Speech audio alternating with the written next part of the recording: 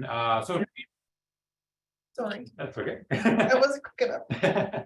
So today we're talking about how to use your website and social media to improve your recruiting efforts. You can't do that. That's on your end. Oh, that's on my end. Just got it. No, I don't think so. There we go. So why worry about your website when recruiting? And the reason is, as Brad was kind of talking about, more so than ever, it's a sort of a job seeker's world right now. And more they are searching companies online before accepting positions, or often even before applying for the job in the first place at the companies that are recruiting. So your website is often the first point of contact with these people. And, for a first impression, having an old, outdated, slow website, that's going to leave a much worse impression than one that is more modern, well-designed, easy to navigate, fast to load, mobile responsive. It just shows your company in a much better light. So that's kind of the most basic. How can you ensure that your website will properly support recruiting efforts? A few quick tips. One, make sure it's fast to load, mobile responsive. There's nothing people hate more than a website that takes forever to load. That's customers, that's recruit, that's everyone. And then mobile responsive, over half of all website traffic now is on mobile. So if your website doesn't work on mobile, then it's, again, it just leaves a horrible first impression. The other thing you're going to want to do is check your website for grammatical and spelling errors. I guarantee you there's at least one. Every site I've ever worked on have redone. I found them on my site. They're everywhere. So limit as many as you can, find as many as you can to fix them. Because again, and this works just as well for customers as it does for people that are looking to apply for a job. It just doesn't look great if your website is just absolutely chock full of spelling and grammatical errors. You're also going to want to review your website content to ensure that your company culture and values are highlighted. Again, when they're looking at your website, they're not only looking to see what you do, where you are, but also looking to see what kind of a company you are. What do you stand for? What are your values? What's the culture like? What's it going to be like to work there is a big thing that they're looking at right now. So you want to get that across a little bit in the website content. You don't need like a company culture page or anything like that, but just make sure that kind of interspersed in your content are those little kind of facts that will help out. And again, this does help on the customer side as well. You don't need to have this as its own page. Customers of small businesses are going to want to know what kind of company you are and what you stand for as well. So this will help kind of an overall strategy as well. You're also going to want to make sure that you have a careers page on the website. If it's something where you're hiring a reasonable amount, it's not like, you got a job coming up once every 2 years or something like that. If it's a fairly constant thing, or even, every few months, every year or something like that, having a dedicated careers page is going to be a good investment. And we'll get into a little bit more about what you can do there. The careers page is not only for like current available job details. You can also have a more in-depth company culture section, some information on what's sort of the day-to-day life of an employee there. Compensation is an important part, obviously, in the recruiting process, but more and more people are looking for this sort of extra info. They want to make sure they're working at a company that they're going to want to work for. They're going to have a good work-life balance. All that kind of stuff is becoming more and more important. And I have a couple of quick stats here. You will get these slides as a PDF, so you'll have these linked if you wanted to read more, but basically, there's been a couple of recent surveys done. One found that 95% of employees say that the company culture is more important than compensation.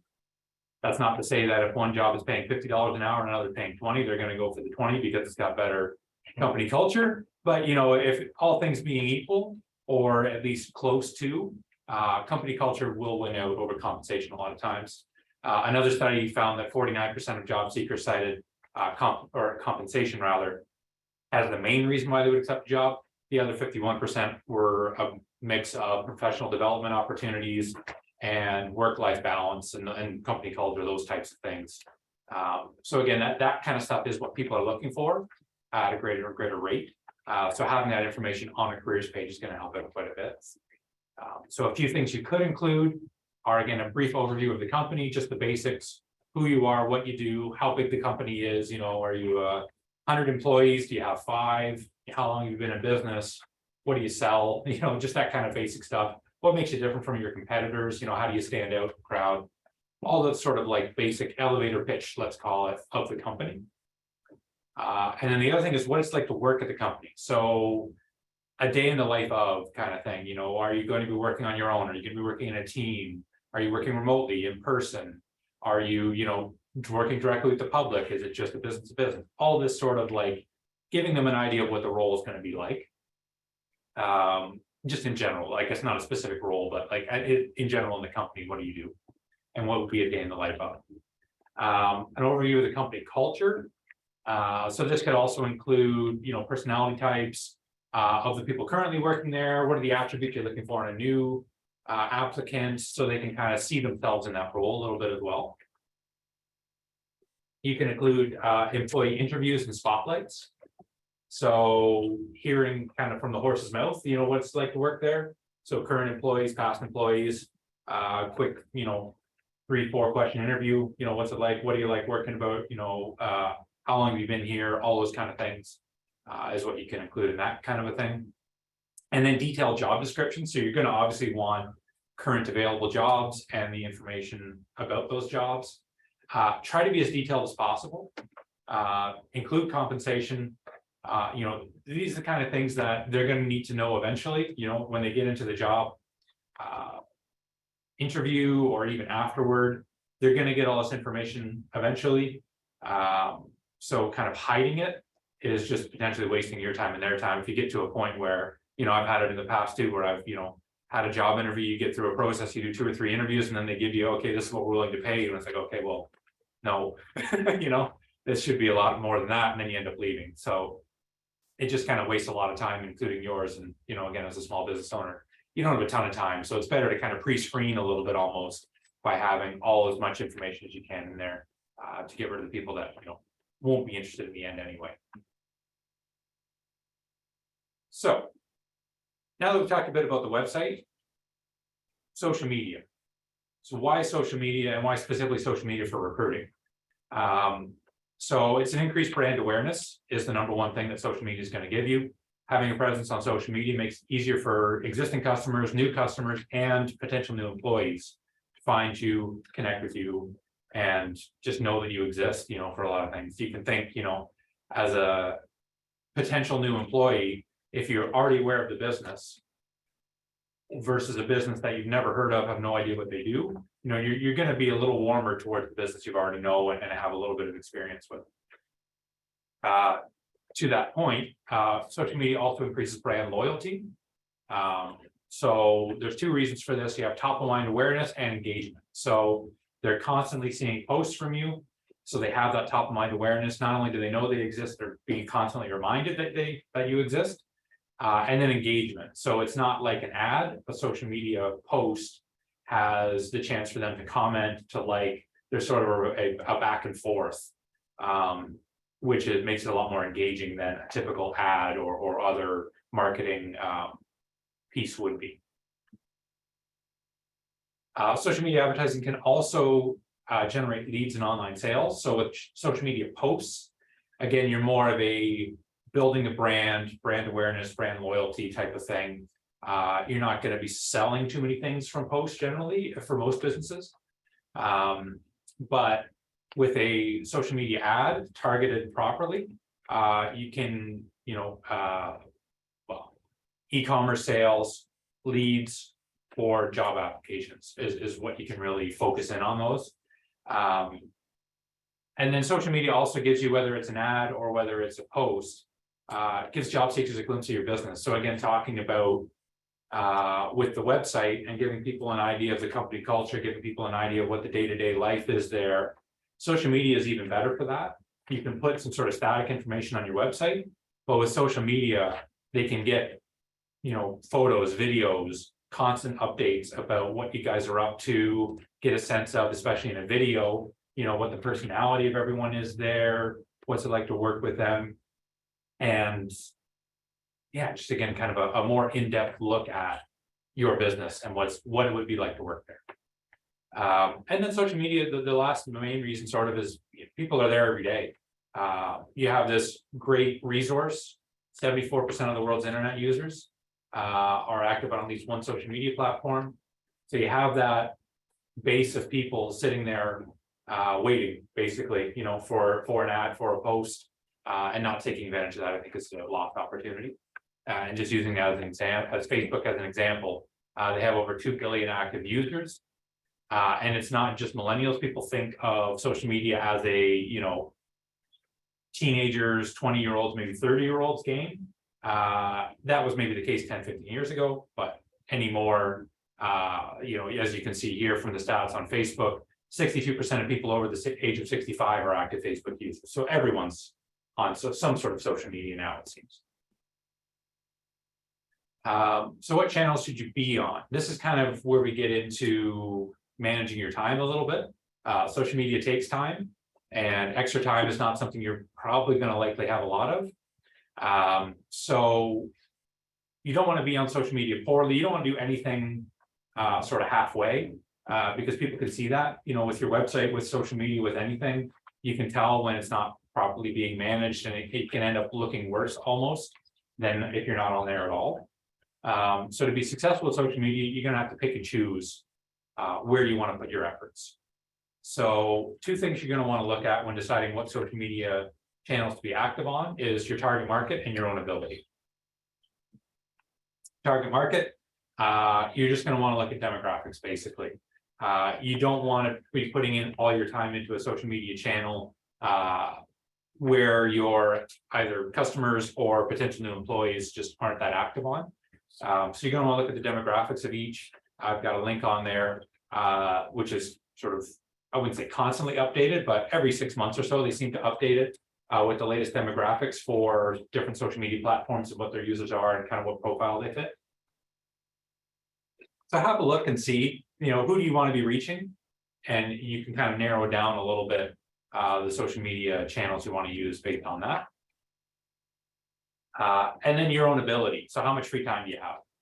At its most basic, if you have an hour, hour and a half, maybe 2 hours a week to dedicate to social media, you're not going to really want to do more than one channel. If you don't have a reliable source of content, if you're not really getting a lot of photos or videos, you're going to want to limit a little bit what you're doing. So something like Instagram, where you always have to have photos or videos, versus something like Facebook, where you can get away with some third-party content. You can maybe even do a couple of text posts every now and again. If you don't have that stream of 3, 4, 5 new photos or videos coming in, Instagram maybe isn't the best, or TikTok. If you're not really comfortable doing video, let's say, TikTok is very video forward, so it might not be for you. So just finding these things, your comfort level, your content, and your time. When we say ability, it's not like you're going to be bad at social media. It's more of what can you reliably put out constantly? What's your ability to do that? So questions to ask yourself when you're deciding what channels you should be on. 1, who do you want to reach? You're going to narrow down your options based on those demographics that we were talking about before. You can check that link. So you can find the ones that'll have the best chance of reaching your target market. And then how much free time you have, that's a big one. 1 to 2 hours per week is what you're going to want to dedicate to each social media channel. So typically we recommend probably Facebook and Instagram for most, but it might be for you Facebook and TikTok, it might be Instagram and TikTok, depending on well, again, demographics and that type of thing. Now, can you produce videos is another big one. So most people can find photos pretty easily. There's less so that are either comfortable being on video or have video editing capabilities, depending on how intricate the videos need to be. So that might restrict you as well. Again, Facebook, you can get away with pretty much no video, although it is nice. Twitter, same thing. TikTok, Instagram, you're probably going to want a little more video, if not a lot of video. So now that you have a general idea of where you're going to want to be in terms of what social media platforms, you got to figure out what to post. And this, I find, is the biggest barrier with small business owners, is generating content ideas for social media. The best advice I can give is to go for value. post things that you find that your followers rather will find value in. And value can take a lot of forms. So it can be teaching your followers something they may not know. It can be maybe a Facebook exclusive sale that they're getting that no one else is getting, or social media in general, depending on what you're on. It might be something, trivia type fact, something interesting that they might not know about your business or your industry, or simply just a post that makes them laugh. Some reason for them to look at the post, and find some enjoyment out of the post. Whether again, it's learning something or getting something exclusive in terms of a sale or a promotion of some kind, contest, that kind of thing, or again, just simply making them laugh. So to narrow it down a little bit, we've got a few sort of general guidelines. One is the 80-20 rule. And in social media, this basically is that 80% of your content on social media should be engaging or informational, and 20% should be promoting products or services, so actively selling things. And this might be a little different for everyone. 80-20 is generally where we recommend people start. I've seen businesses that do 50-50 and still do very well. And I've seen others that, are like 90% engagement, 10% promotion, because people don't seem to really click with those promotional posts. Develop a brand personality and stick to it. So a brand personality is the same as a person's personality. So you want your brand to, think of your brand as a person, and what personality would that person have? Dependable and honest might be one, edgy and creative might be another. So think about how you want your business to be perceived by the public, and then jot down personality traits and remember them when you're writing content. And this is good for, social media, for your website, for digital ads, magazine, whatever, anything that you're doing to promote the business should have this consistent personality. You don't want to try to be everything to everybody. You want to be something very specific, again, around your target market. So what would your target market, one, respond to? And two, what personality can you get across authentically? Typically, if you're a small business owner and it's a very small team, it's going to end up being the personality more or less of the owner or the people that are working there consistently. And that's fine. Because again, when people come in the door, they're going to be talking to you, and they're already going to have that sort of, that same consistency, because your personality matches with what you've been putting out there. A larger company, a company of 100 people, 50 people, even 25 people, where you're not going to be getting that same consistency. That's really where the brand personality comes in, because then everyone knows how to, sell certain things, how the website should go, and the ads that are going out, everything will be consistent that way.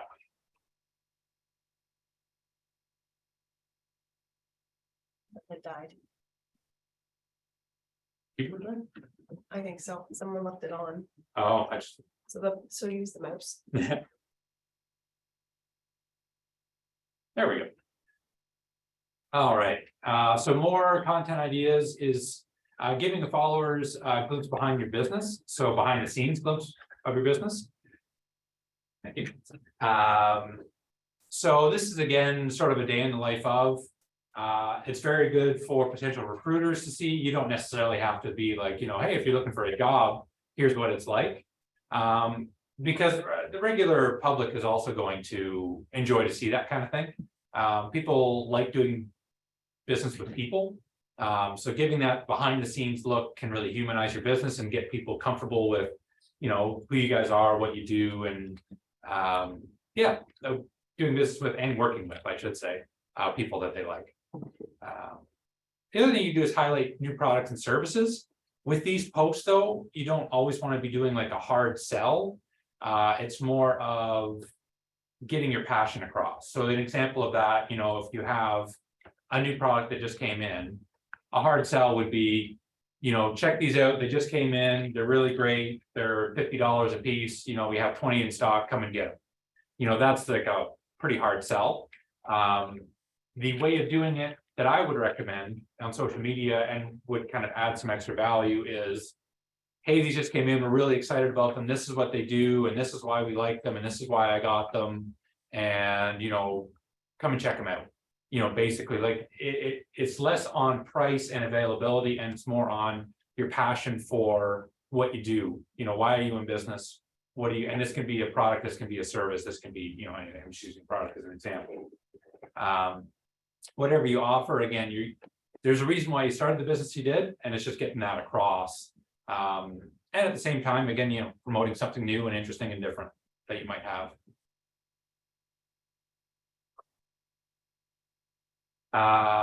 You can also show your involvement in your community. So this can be photos of yourself or employees at local events, sponsorship of local events and organizations, supporting other businesses, other sort of related organizations to you. So just again, showing that you are part of the community, you're active in the community. This is a big thing for a you versus, you know, Walmart or Amazon or, you know, some sort of big national company. You know, they're everywhere. You're just here, you're in the community, you're supporting community. And again, it's a little bit of humanizing the business, a little bit of showing community support and that support local initiative that's really gaining a lot of traction. And then also sharing customer reviews and testimonials. This is a big one for customers, but also, you know, potentially for recruits or potential recruits, is, you know, what are people saying about the business? So not only what are you saying, but what are customers saying? And, you know, people want to do business, or people want to work rather at a business where they're not going to be constantly dealing with complaints. You know, that's always I think a worry with people. When you see a company that has, you know, a 3-star review on Google or something like that, or a 3-star average on Google, not only will the customer say like, oh, I don't know, maybe that's not the, you know, the right business for me to purchase from. It can also be the same thing for a potential employee to say, you know, I don't really want to work there because I'm probably going to be dealing with a lot of complaints. Where the opposite, seeing 5 out of 5 stars on everything, having these customer reviews and experiences shared, lets you know not only hey, this is a good place to do business, it's also a good place to work because people love coming here and it's going to be a fun work environment. Now, how often should you post? This is another question we get a lot. And it really depends on the social media channels that you're using. So for example, posting 10 to 15 times a day can work on Twitter, but on Facebook, you'll quickly get 0 likes because everyone will get flooded with your posts and it's way too much and they'll just unfollow the page. 3 to 5 times per week can be very good on Facebook or LinkedIn, but you're not really going to get any traction on Pinterest or Twitter or these ones that require a lot more posting frequency. Again, I do have a link to an article there that is updated rather frequently that will give you some sort of basics on social media posting frequency for each channel. But generally speaking, for most, if you're doing Facebook, Instagram, LinkedIn, you know, those kind of main ones for recruiting anyway, 3 to 5 times per week is fine. Generally not more than once per day.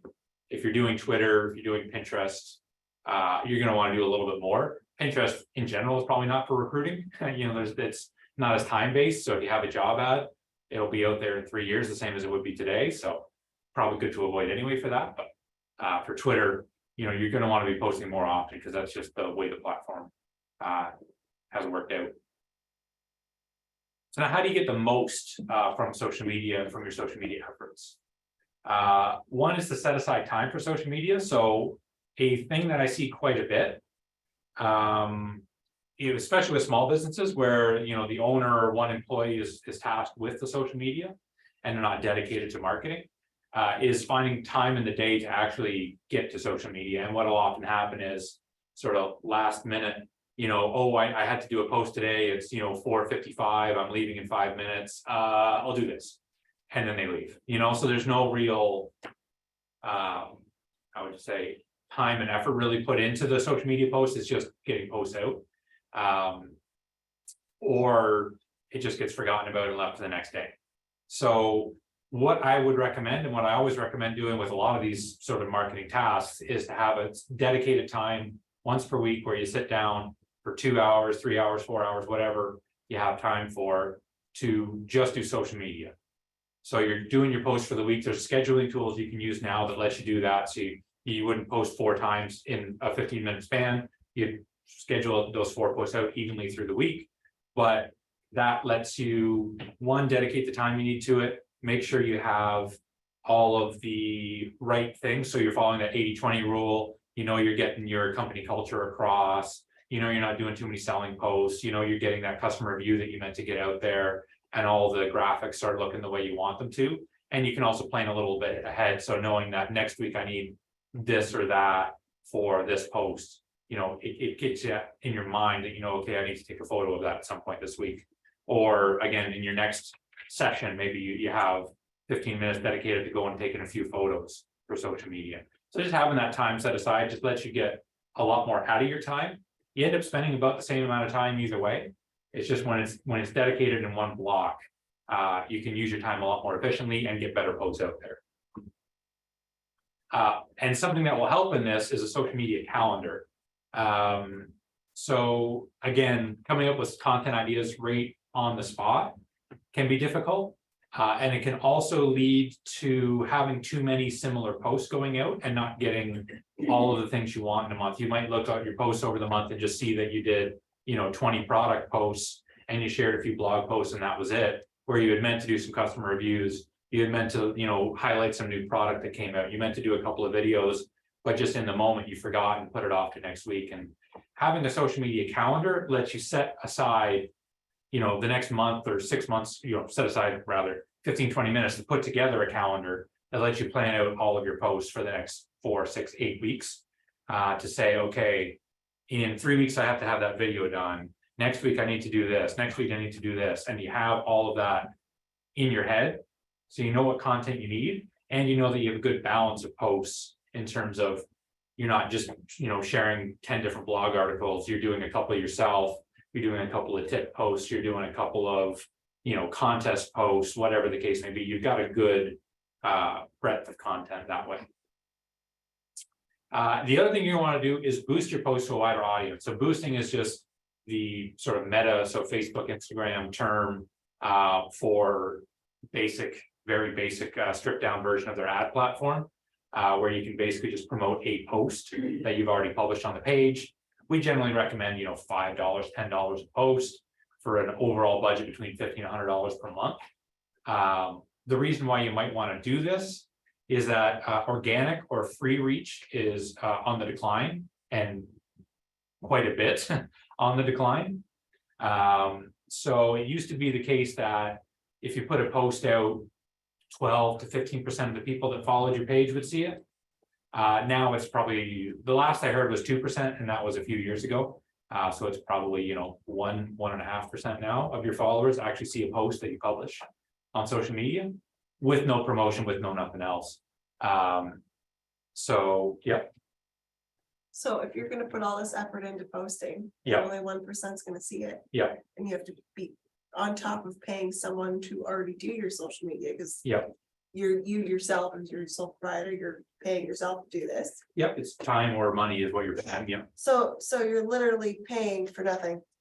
Without doing this, yeah, basically. So you're putting all this effort. So why are we doing this? So social media, It's just. using yeah, Brad. So I'm gonna respond, if that's okay. I'm not gonna wear my CFWD hat for a minute. Some people in this room know that I wear another hat and I own a business, and as a business owner, it was important to start developing our social media. We were launching a new product last year. So we went from, in a matter of months, went from just over 30 followers to now we're getting close to 400 followers just on our Instagram. That's an 800% increase in followers. And although not all of those followers might necessarily show up and interact with us, it's the people that they follow, that see those posts. There's this, you got to think about everything where it's all going to go. And we've had customers show up because of that, and our sales increased because of that. If I saw a 2% increase in sales, and I can attribute it to that, that's 2% I didn't have, right? I think I look at it as a standpoint of me as a person for the small business center, that we're not here to we're not here for increasing profits because we're a nonprofit, but I'm like, you just put a lot of effort into something and then you just feel like you're just not getting the return of all the effort that you're putting in. And I understand for a business point of view, like they would put something together and it looks fabulous and you see the return. But in my end, where I sit as a nonprofit and trying to get as much information out there for the businesses, I get very frustrated and I have to be very creative. So with social media, just like a practical example. Mhm. A lot of the accounts we do, again, let's say we're doing 3 to 5 posts per week, the account has 500 people that follow. Mhm. So we're doing, let's call it 15 posts per month for this company. They're getting maybe organically, so again, organic free reach. For us just doing the posts, they're getting 500, 600 people seeing the posts overall. And it could be the same person seeing, 5 posts 5 times and counting it 5 instead of 1. Then adding $50 of boosting spend to that. We're going from 300, 400, 500 to 3,000, 4,000, 5,000 people seeing it. So with boosting, again, you're putting all, this is basically what I'm getting at is your exact point. You're putting all that time and effort into it and potential, paying someone to do it. Going that extra little bit and spending $50 a month can 10 times, 15 times, 20 times your returns. Now that being said, Also comes down to a budget. also comes down to a budget, also comes down to, Being a nonprofit. being a nonprofit, you're gonna have a harder time finding $50 a month potentially than others, Yes, that's where I just, so you try to be creative to fill in the gaps that you are not given. Yeah, and the creativity and post quality is a big part of it too, because as Brad was talking about a minute ago, getting something, it's not just having those 400 people following your page, especially on Facebook. Oh, for sure. If you can get a good engagement on those 400 people and they comment, they like, they share posts, that 400 gets to 4,000 on its own pretty easily. And we've had, accounts that have 100 people following them, they get 2,000 people organically on a post, usually something like, those sort of behind the scenes posts people really tend to like. So those can really grow organically. It's just not the norm. You used to hear a post going viral and getting 1 million people seeing it with no promotion, no nothing. Those days are behind us for sure. Like with the current, the way that organic reach has gone down. But again, basic promotion can get you back there. And I think Brad, you had another comment to make. So I'm gonna put my CFWD hat back on now, because you're commenting from a not-for-profit perspective. Where there's budget, and I think Zack can contest, he can talk about this, and I have no problem with that. So Zack manages a lot of our social media. Have we seen an increase across our social media since we started with you? Yeah, I think we just, in the last however many months, I think it was 20-some%. We just did a report, I can't remember what it was exactly, but 20-some%, yeah. And have we spent a fortune on boosting?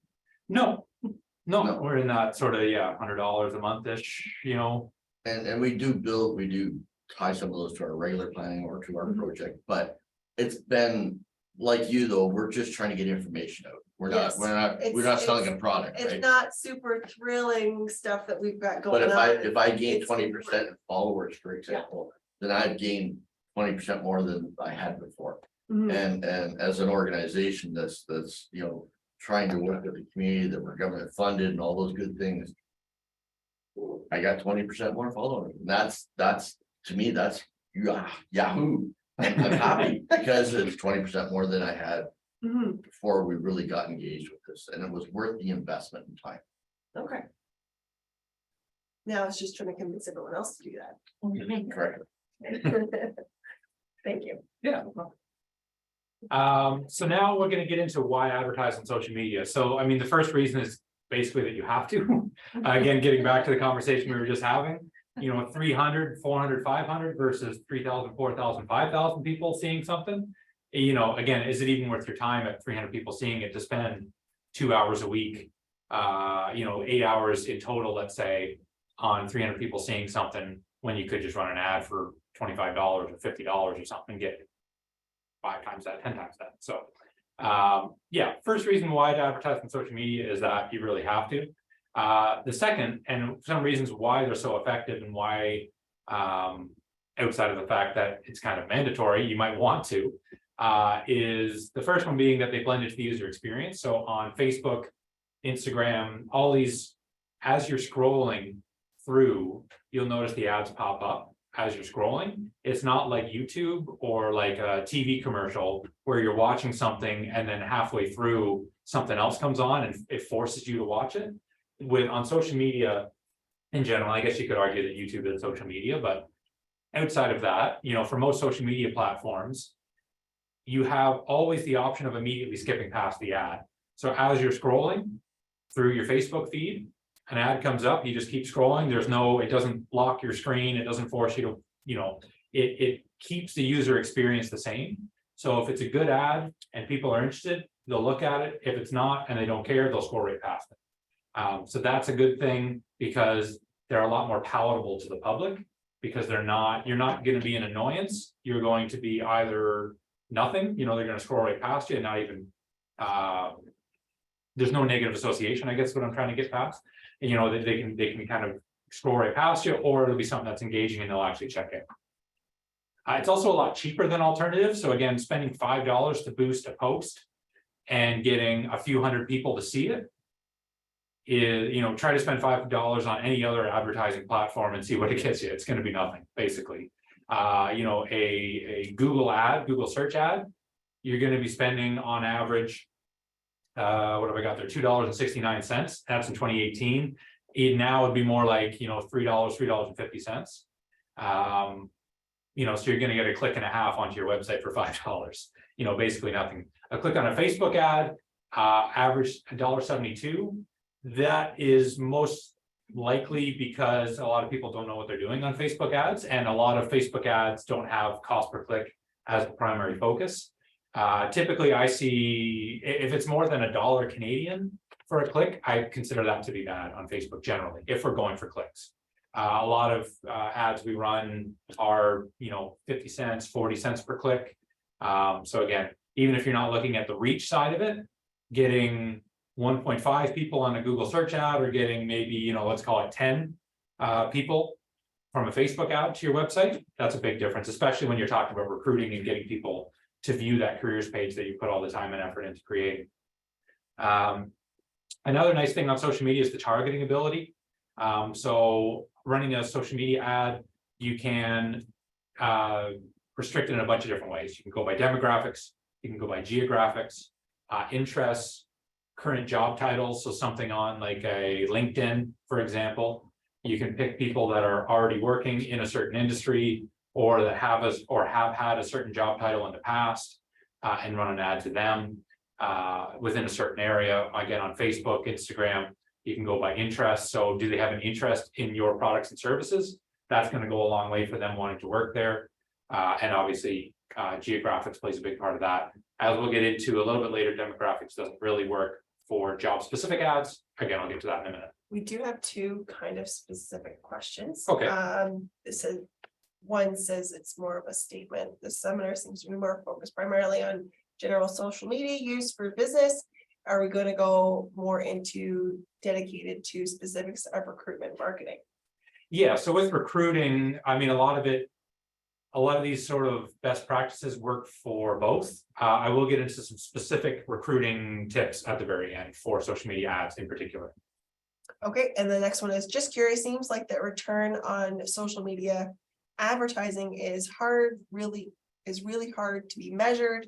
What are the signs for a business owner to say I need to push further, like $150 a month, or should I stop it? A big part of that is analytics, and I'll briefly touch on analytics. So the question just being, in summary, I guess, how it can be hard to measure social media success, and how do you do that, and how do you know when it's time to increase or maybe let's say give up. That wasn't part of the question, but that's a question I get a lot, is I don't really know why I'm doing this. I put all this time and effort in social media. I don't know what's working and what isn't. With analytics, it's actually in my opinion, a lot easier to see how your social media efforts or Google or whatever, any sort of digital ads, it's a lot easier to see how those efforts are working than it is, let's say, a newspaper ad or a magazine ad or a billboard or something like that. Because you can tie the traffic that they generate directly on your website And they also all have a lot of built-in analytics. So for instance, you could see a social media ad, for example, you boost a post for $5. On Facebook, you can see how many people you reached, how many people you engaged on that post. And you can also see by clicking on it, how much of that came from the ad versus just organically. So it might say you reached 75 people organically and 250 via the boost, let's say. You can also see how many people go into the engagement section and see how many people clicked onto your website, how many engagements or comments, how many were likes and whatever. So you can see kind of what your goal was with that post. You know, did you want people to just like it and share it and that kind of thing? Or did you want them to go through your website and click on that? So you can see the difference there. You can also then go on the back end of your website into Google Analytics and see how your social media traffic went, how they engaged with your website once they got to it. So depending on how in-depth your analytics is set up on your website, you could see, you know, just basic things like how long they stayed on your website, what pages they visited, how, again, just sort of how engaged they were on the website. You can also get into, if it's an e-commerce website, as an example, how many sales were generated through social media, or if you have the proper tracking on your job application. Let's say you have a form on your website where the applicant can fill out their information, submit the resume. You could see how many of those came from social media versus whatever else you've been doing. So it's hard to, well, maybe not hard. It's a setup that not a lot of people have done on their websites, but it is doable in most cases, and it always leads to better results. Getting back to, that was a bit of a detour, and again, we're going to get to that in a sec, but so why advertise on social media? Another big reason is that they offer a lot of different ad formats and objectives. So again, whether you are looking for recruitment or just for general brand awareness, there are different objectives that you can put in, and Facebook, Instagram, whatever you're advertising on will change their algorithm to show to people that are more apt to do those things. So you'll see if you run an ad for reach and you run the same ad for link clicks, you'll see on the one for reach, you'll reach probably 5 to 10 times more people, but you'll only get a very few people onto your website. Where the opposite, you know, you might only get a few hundred people to see it if you're looking for link clicks, but you might get 15 or 20 link clicks instead of 1 or 2. So it will drastically change your results depending on your objective, and different ad formats just might work differently, you know, so you're not just have a text only ad. You can have a text only ad, you can have a video ad, you can have a single image ad, you can have a multi-image ad. So depending on what you're trying to advertise, if you have multiple positions even versus one, you could have an ad with all those positions spelled out in detail versus just one, or you can have a video versus photo versus whatever. So you just have a lot of options, and you can always kind of get it dialed into what you need. So some advertising tips. One is to pay close attention to your targeting. When I said before that a lot of people, you know, the $1.72 US that some people are paying for a Facebook click, link click onto their website is down to not really knowing what they're doing. I find this is the case in a lot of small business owners trying to do it themselves without any training, is very high link clicks because their targeting is far too broad. A big advantage with social media is that everyone's there, but another bigger advantage when it comes to advertising is that you can take everyone and put it down to a very small niche targeted group within that large group. That is going to be more, you know, apt to, again, fill out a job application or buy a product or service from you. And then again, tracking results. So as we were talking about using the built-in social media analytics, you can see how many people saw, clicked on your ad, or indeed your organic posts. You can break that down further by age range, gender, location to really see who is interacting with your page, where they're coming from, and again, what you can do to maybe improve that.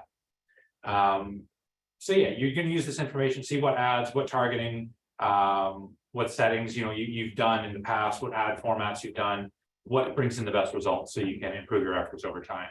And that's actually when talking to Brad there about, you know, increasing, you know, the 20-some% increase that we saw, we didn't increase our spend in that time.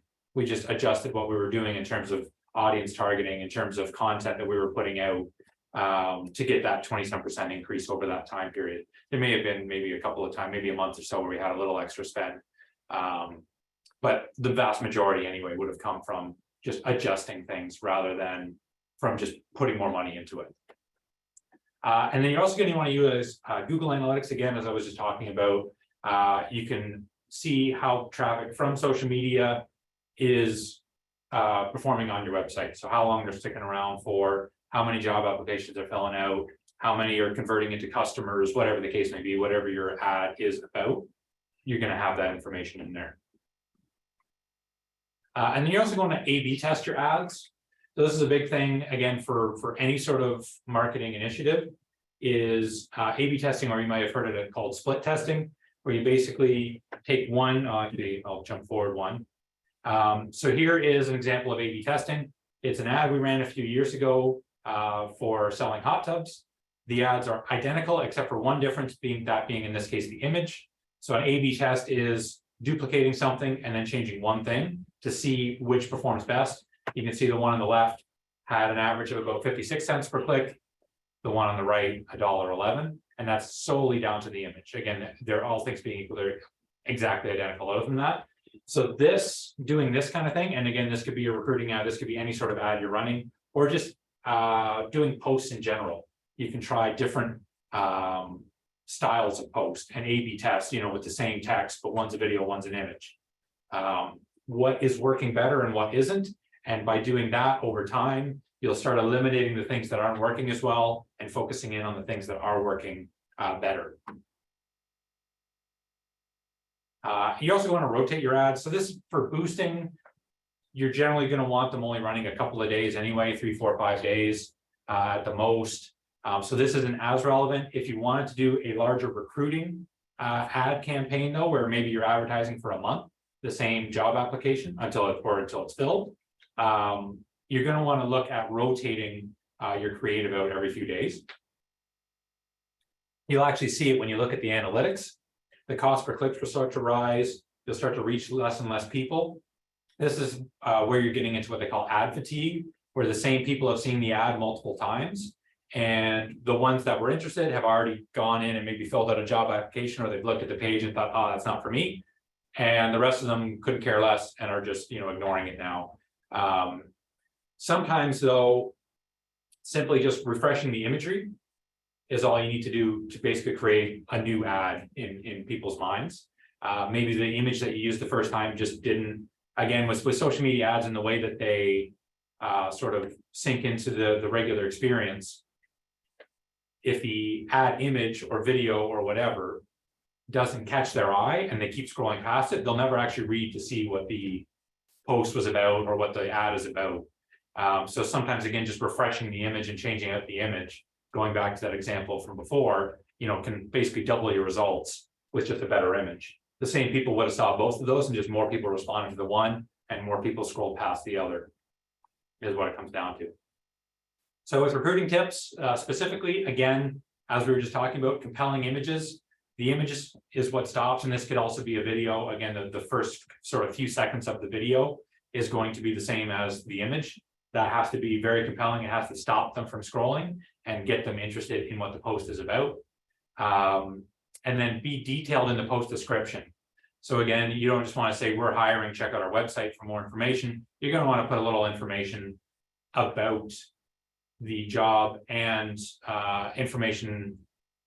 Well, you don't have to necessarily put in everything. Again, you'll have your website for all the details, but at least put in the sort of big bullet points. Again, you don't need to get into company culture. You don't need to get into all that other stuff like you did on the website, but what's the position? What's kind of the day-to-day stuff? Compensation, preferably, and link to their website for a call to action to get them to read more and potentially apply. Advertise the job posting every single time. We usually recommend maybe boosting half of your posts, taking a look and see what posts did well sort of organically and which ones, people seem to be responding to, and then boost those ones. But with a recruiting post, I would do every single one of them. And I would do probably a little bit more of a boost than normal. Again, $5, $10 is what we typically recommend. For something like this, $10, $15, $20 would probably be more, would be better to do. The other big thing with this, again, as we talked about with the regular organic listings, organic posts rather, if I like a page and I comment on something, so if you have a job posting, I see it, I comment, or I like it, or I share it, that's now going not only to me, but to everyone who's connected to me. So by boosting it out for a little bit more, you're not only getting that $10, $15, $20, you're probably getting, $40 worth of people seeing it because they're going to be sharing it, especially when it comes to recruiting. People will know, hey, their kid's looking for a job or their friend's looking for a job. They're going to share it with them. And now all their friends see it. And if they tag their friend, so let's say my sister is looking for a job. I tag her in the post. People that are connected to me are going to see it. People that are connected to her are going to see it because she was tagged in the post. So now you're not only getting, you're getting triple the value basically from that. So with job postings in particular, this is probably going to be your best way of getting to the most people for the least amount of money is doing a job post on social media, linking it to your website and promoting it out, again, $10 to $20, let's say. Oh, actually, so this is one important thing in the note here though. So when we talked about one of the advantages of social media being in the demographic targeting you can do, you cannot do that with an employment ad. So when you're boosting on Facebook and Instagram, specifically on LinkedIn or any other one, this doesn't apply. But on Facebook and Instagram specifically, they have what they call special categories for ads. And these are things like housing, employment, credit, those kind of things. You have to check off that this post is about employment. And basically what that does is there's no restriction in terms of being able to advertise or not. But what it removes is the ability to age restrict or gender restrict. So you can't say, I'm only looking to hire people who are, 20 to 40-year-old men. You can't do that with an employment ad. I guess there's nothing stopping you maybe from putting it on your website, but I probably wouldn't recommend that. But you can't specifically either do that in your targeting of your ad. So when you check off the employment in the special category, you can still put in interest, you can still put in geographics and all that kind of stuff. You just can't touch any demographics. It'll cut it out and just say 18 to 65 plus, and men and women are all included. Do you have another question? Yep. With social media being interruption marketing, catching people as they are scrolling through their leisure time, not actually seeking your message, what online platforms would you recommend for researching people who are actually conducting a job search? For that, you could do, if you have a page on your website, again, for a careers page, you can do some search ads. Specifically, looking for people looking for that particular, you want to be pretty specific. You wouldn't want people just looking for any job because you're paying a decent amount of money for that. But outside of that, just regular job boards. I'm sure the Center for Workforce Development has several tools on their website to help you with that. Yeah, it's going to get very expensive otherwise. So for social media ads, again, if you were to spend $20, you could get a couple thousand people to see your job ad. If you were to spend that same $20 on Google search, which is, again, would be people actively searching for career X in Belleville, you might get 3 or 4 people on your website. Whether they're interested or not, even because with Google search and these sort of ones where you're going to be up against 20 other different businesses searching for that or bidding on that same keyword. So again, it'll get expensive. But also now Google is a little bit, how would you say, they used to leave more control for you for the keyword, and now they're taking a little bit of control and saying, well, this one's pretty close to what you want, so we're going to show it for that. And that might be a completely different career than the one you're advertising. Again, just regular job boards and that kind of thing would be the only other really, like, someone actively searching is going to go on there and see. I would still probably put money on social media as being a better tool, even though people might not be at that moment looking. If you're looking for a job and you see a post from a company that that's looking to hire, to me, I can't see why you wouldn't click on that. So yeah, finishing up. Just with a little bit about me, again, I'm Zack, I'm from Little Marketing. Little Marketing, we're specifically digital marketing service. So from social media marketing, advertising, SEO, website development. We do everything from a digital perspective. We have a big focus on analytics. So again, just those sort of reports I was talking about where we can see how your efforts are performing, how we think we can improve things, how people are interacting with your website and where people are converting from, whether that conversion be, again, an online store sale, a job application or whatever.